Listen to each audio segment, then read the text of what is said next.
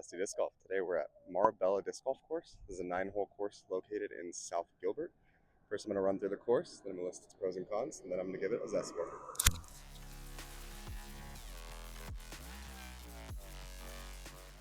Hole number 1, so we're going to start from right here. It's a par 3, 279 feet, and then it's just between the trees down there. We're going to wait for these cars to pass, and then we'll throw it. So we want to keep it to the right of the tree.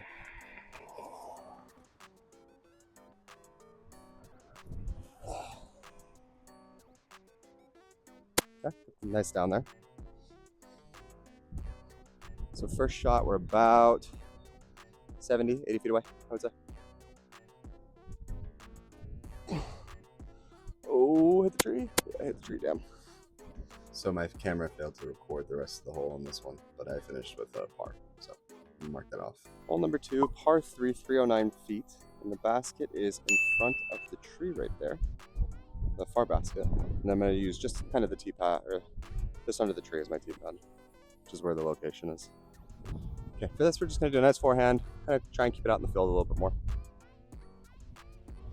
I'll wait for this car actually. Because the wind's picking up, I don't want to send it into the street.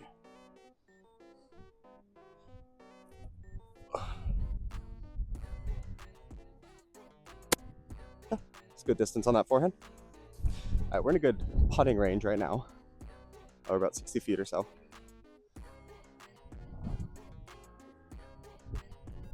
Ooh. Oh, wow. The way the wind dropped that looked like it was about to go in. Actually, it went a lot farther than I wanted it to, but that's good. Oh, man, the wind today is picking everything up. All right, we'll try and finish this up for, I believe, 1 over. Oh. It's 1, 2, 3, 4, 5. Okay, so yeah. This will be for a double, which is unlucky, but the wind today is really just kind of doing me in. Hole number 3 is a par 3, 309 feet, and it's just going to be directly across the field. Tee pad looks like it's up here on the sidewalk, but I'm just going to kind of do it right in the grass. And this is a hard day. I'm really struggling today because of this wind. I've never really thrown in wind like this before, so I'm going to try my best to keep it low, because if I put it up at an angle at all, it's just going to come back to me because of how kind of harsh the wind is today. So okay, this is a nice throw. So we're about right here, so we're just going to kind of use the annex again. Get it up on that hill. Wind, man. Really pulled that. So we're a nice putting distance range, maybe about 25 feet or so. Okay. And then we're just going to park this in real quick. This is for a bogey, I believe. All right, hole number 4. We're going to tee off from right here, and it's just completely across. And we were going to use the annex on this. I believe this is a par 3, about 350 or so feet. We'll keep this one low, because the wind is blowing that direction. So I don't want the wind to kind of kick it up too much, and we're going to kind of keep it more to the right if we can.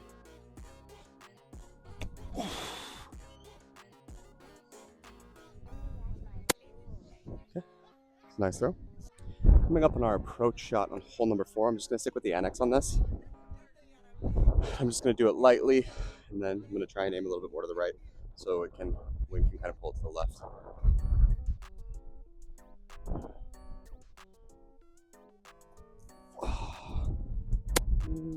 Skip. Yep. So it should be a nice putting distance on this one. So we're gonna try and get our putt in.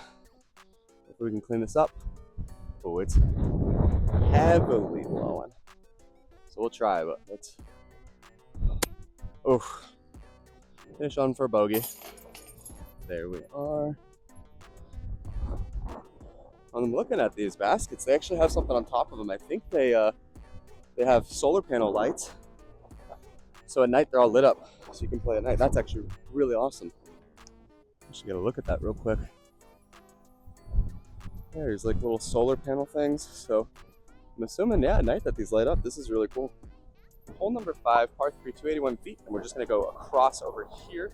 And we're just going to try and do a light forehand to get it as close as we can. And then the tee pad's roughly around this little area right here. So, yeah, let's forehand. Let's see how far we can get on this forehand. Wind picked that up. Where's it taking it? Nice. Okay. Good distance, maybe about 25, 30 feet from the basket. This one's a bit interesting. The basket dropped out, so I don't know how I'm going to play this one. Maybe I'll just get it in the floor basket. We'll kind of see. All right. Wind took it. I will just tap this in. It's not really playable, so I'll just tap it in for par. And then we'll just stick with the annex on this. Typically I would have liked to use the diamond on this one. However, the distance is just, or the wind is just gonna mess that up.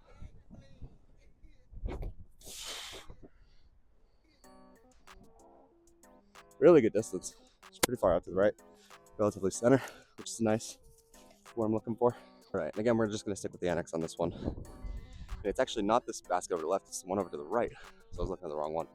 So let's try and set this.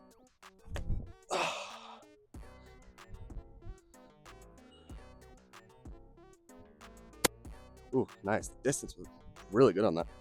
I actually sent it farther past the basket than I was thinking. So that was a kind of a really good throw that I had going on right there. I think I had a really good grip. I had really good release, nice wind up and everything. So we're about 40-ish feet or so from the basket, I would say. So this just landed right over here next to the sprinkler outs, with the sprinkler entrances. So I really would like to try and get a birdie on this one, but it's just this wind today is it's killing me. Oh, no. All right, we're gonna go park this one real quick. All right, park that for a par. Those are some really good drives. Kind of got me in a really good position. Next up, hole 7, directly across, par 3, 335 feet, I believe is what it said. And again, we're getting a lot of heavy wind right now, so try and just keep them down. See what we can do.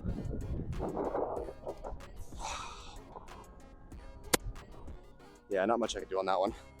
All right, on this one, I would actually like to forehand the annex. So I'm gonna do that while the wind is essentially gone right now. Actually, it just really died down. Ooh. Bad release. Bad release. We're gonna forehand the trace as well. I believe we were about right here. So I need to get a lot smoother with my forehands. I'm kind of flicking my wrists and it's making them wobble. That's what I'm looking for. Oh, right in the net. Okay.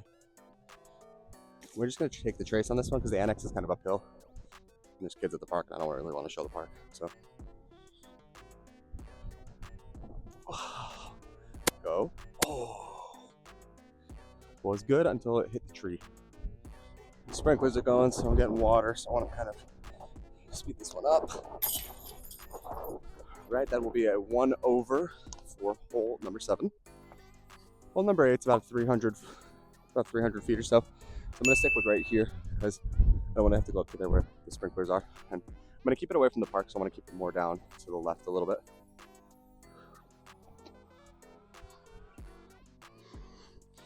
Yeah, that was a good throw. Oh, I forgot my annex over there. I'm gonna go grab that.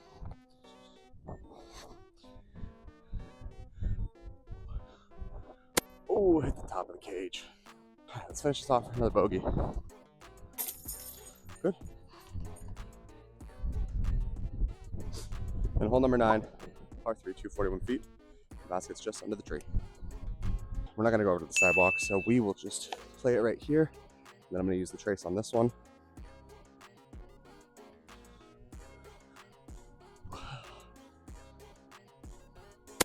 Nice little skip. It's a good throw. All right, we're gonna finish up on hole number 9. Love to try and make a birdie today. Nah, dang.